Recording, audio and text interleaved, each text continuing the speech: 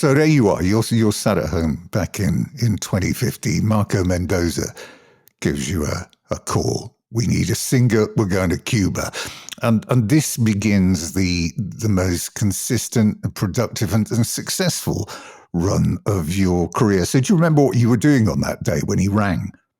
I had just finished a solo tour, and the next morning I went to go get some groceries, and I was pulling into my driveway, and the phone rang, and I looked down, and it was like, you know, Marco, who I'm very good friends with, but I'm just sitting there going, wow, why is Marco Mendoza calling me? Like, I haven't heard from him in like a year or so, so I picked the phone up, and he just started telling me about this band from Australia, um, and telling me that they had some shows planned, they needed a singer, and would I be interested?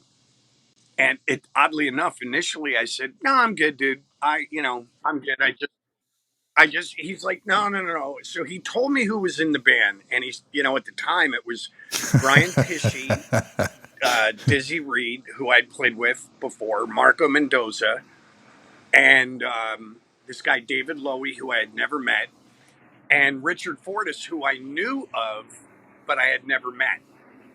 So I was like, wow, okay, this is a killer lineup. And I said, all right, well, have the manager call me. I went into the house. My guitar tech was actually staying at my house for a moment. And I said, hey, man, have you ever heard of this band called the Dead Daisies?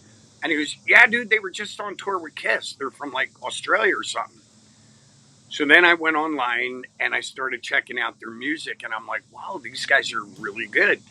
So the manager called. I flew out to LA. I sat with Richard and David. We had dinner. And they told me they wanted to go to Cuba, which I was like, whoa, Cuba? Like, not Cuba, Ohio, Cuba, Cuba.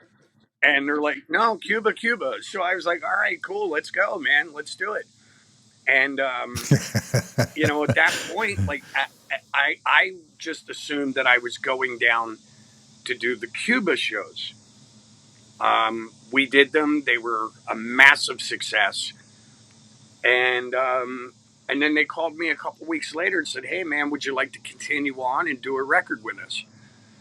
So I was like, okay, yeah. And we just, and then onward and upward from. I mean, and the pace and the work rate, you was already off the scale, wasn't it, from the moment that you landed there? So the first album's done, you're out on tour, it's non-stop.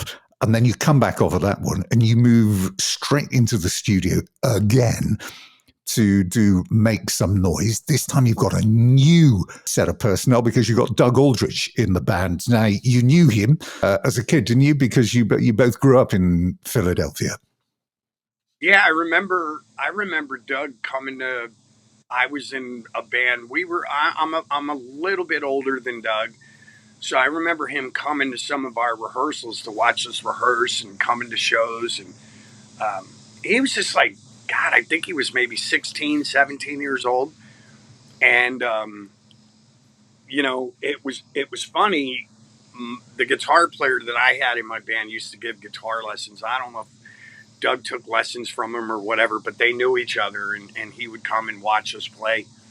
And then it was funny. Doug moved to LA, and then I moved maybe, I don't know, 4, 5, 6 years later. I moved out to LA, and the kid that I remember at rehearsal could play, but not what I was seeing him with this band Lion that he was with.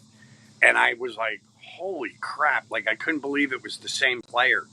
He was just like insanely good even then. So Doug and I've remained friends. Like, we were always cordial to each other. I saw him in Whitesnake a few times. And, so when the Daisies called, said, Richard and Dizzy are going back to Guns N' Roses. We're thinking about getting Doug Aldrich. I was like, oh, God, okay, great, awesome. I got somebody I can talk football with. We're from the same town. So it was awesome. That album was the first that really made a dent in the charts all over the world. Did well, especially in Europe. Europe was very quick to pick up on the Dead Daisies, and there was a big following almost from the get go. But you got you got a top 30 album in Germany and in the UK. Yeah, it was weird, and again, you know, I've had some people, make compliments, give me compliments on the Revolution record, but it was a band. It was always a band effort. Everything that we did, but for some reason, it was weird. Like my arrival with Revolution, we immediately went on tour with Kiss, and then we came right back again with Whitesnake, and something happened with Revolution where the band went from playing like the underground uh, to like stadiums. And I'm like, wow, like this is happening really fast. So we made a dent with Revolution. Then Richard and Dizzy went away to Guns N' Roses and entered Doug Aldridge. So we do a second album, technically, you know, within a year. We did 2 records in 1 year. And we went right back out on the road again. And the second record, Make Some Noise, really kind of solidified the momentum that we had on the first record. And it started growing even more.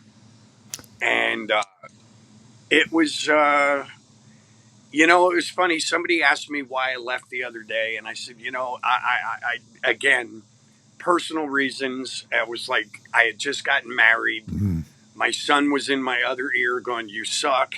Like, I moved to Nashville to be your drummer, and now you're in the Dead Daisies, and I never see you.